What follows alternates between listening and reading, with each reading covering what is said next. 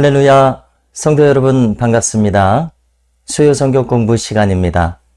네, 오늘 본문은 마가복음 8장 22절에서 26절까지인데요. 벳세다에서 맹인을 고치신 장면입니다. 벳세다는 갈릴리 호수 북동쪽에 위치하는데요. 5,000명을 먹이셨던 오병이어 사건으로 유명합니다. 벳세다에서 이 벳은 집이라는 뜻이고요. 세다는 어부라는 뜻입니다. 그러므로 벳세다는 어부의 집이라는 뜻이 됩니다. 어업이 발달된 지역이었었던 것을 알 수 있습니다. 그리고 이것은 또한 다윗의 아들 압살롬의 외가가 있었던 곳입니다. 그의 외조부는 구스랑 달메였는데요. 그가 통치했었을 때 이곳에 압살롬이 2년 동안이나 피신해 있었습니다. 신약시대의 베드로의 집이 가버나움에서 발견되지만 이곳 벳세다는 베드로의 고향이기도 합니다. 바로 여기서 사람들이 맹인 한 사람을 예수께 데리고 나왔습니다. 손을 대서 고쳐주시기를 간구했습니다. 이때 예수님께서는 맹인의 손을 붙드시고 마을 밖으로 데리고 나가셨습니다. 우리는 그 이유를 정확히 알 수는 없습니다. 모든 경우마다 특수한 상황이 있기 때문이죠. 아무튼 주님은 이 맹인을 사람들이 없는 마을 밖으로 데려가셨습니다.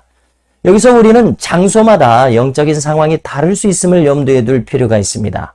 당연히 무당집보다는 기도가 많이 쌓여있는 교회에 성령님의 역사가 강할 수밖에 없을 것입니다.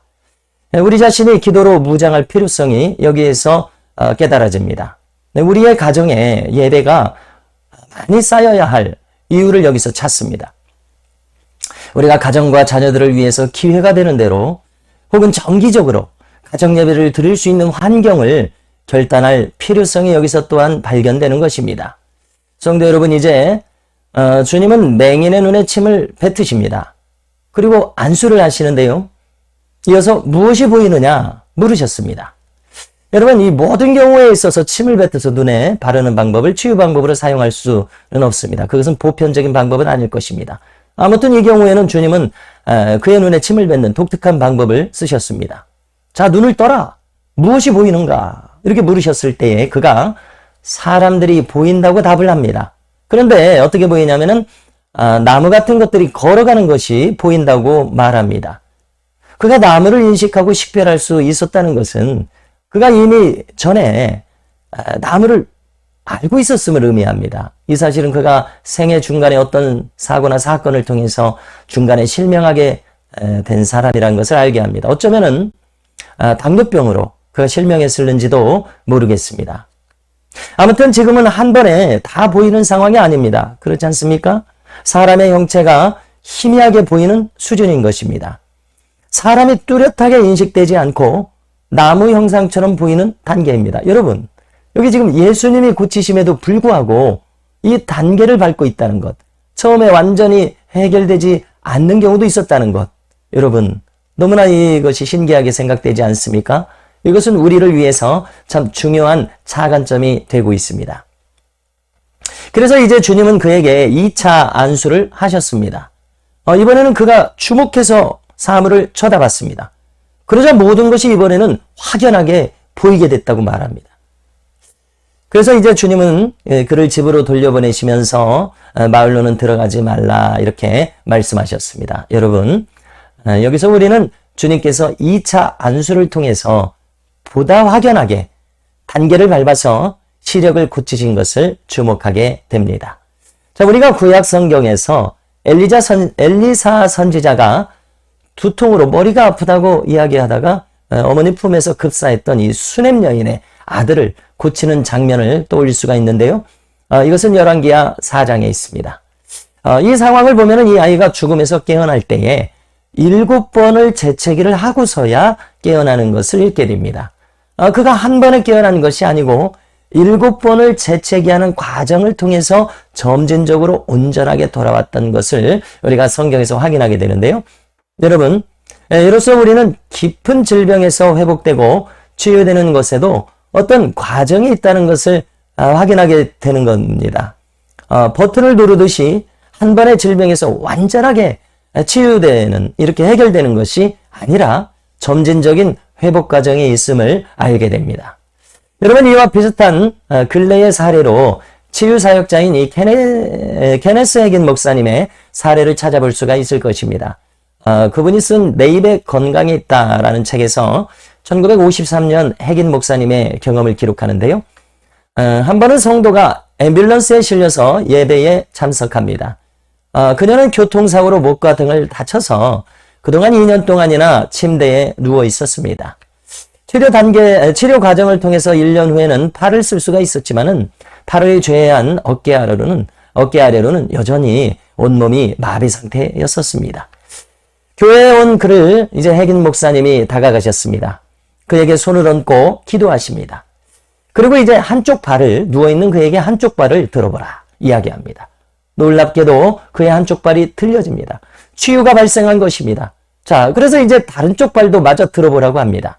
그러나 이번에는 다른 쪽 발이 들려지지가 않습니다. 그래서 그 성도가 이야기하기를요, 목사님께서 기도하실 때에 뭔가 목사님 손을 통해서 따뜻한 기운이 저의 몸에 들어오는 것을 느꼈습니다.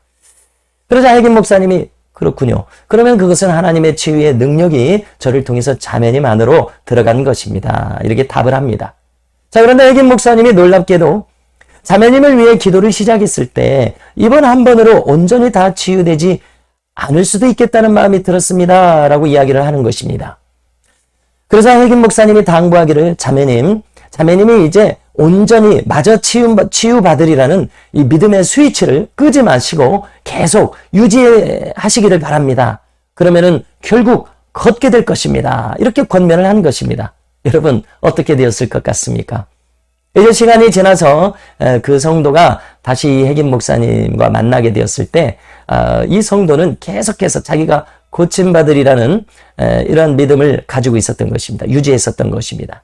과연 그들이 다시 만났을 때에 그녀는 걷는 모습으로 해긴 목사님을 만나게 되었던 것입니다. 할렐루야. 성도 여러분, 이 사례를 통해서 우리는 이 어떤 경우에는 한 번에 치유되지 않고 점진적으로 치유될 수 있음을 깨닫게 됩니다.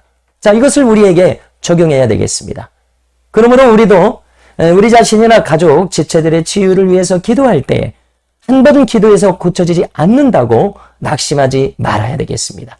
고쳐주실 때까지, 응답해 주실 때까지 우리는 믿음을 포기하지 말고 한 번에 되지 않는다고 낙심하지 말고 우리의 믿음을 계속해서 켜놓고 활성화시켜서 우리의 믿음을 유지하며 고쳐주실 때까지 기도하는 우리가 될 수 있기를 간절히 소원합니다. 성도 여러분, 오늘은 이 벳세다에서 주님께서 맹인을 고치신 내용을 살폈습니다. 주님은 어제나 오늘이나 영원토록 동일하십니다. 그가 채찍의 맞음으로 너희가 나음을 얻었다고 베드로는 이사야서 53장을 인용해서 확신 가운데 이야기했습니다. 여러분, 이 주님의 구원은 단순히 영원 구원만에 국한되지 않음을 우리는 깨달아야 합니다.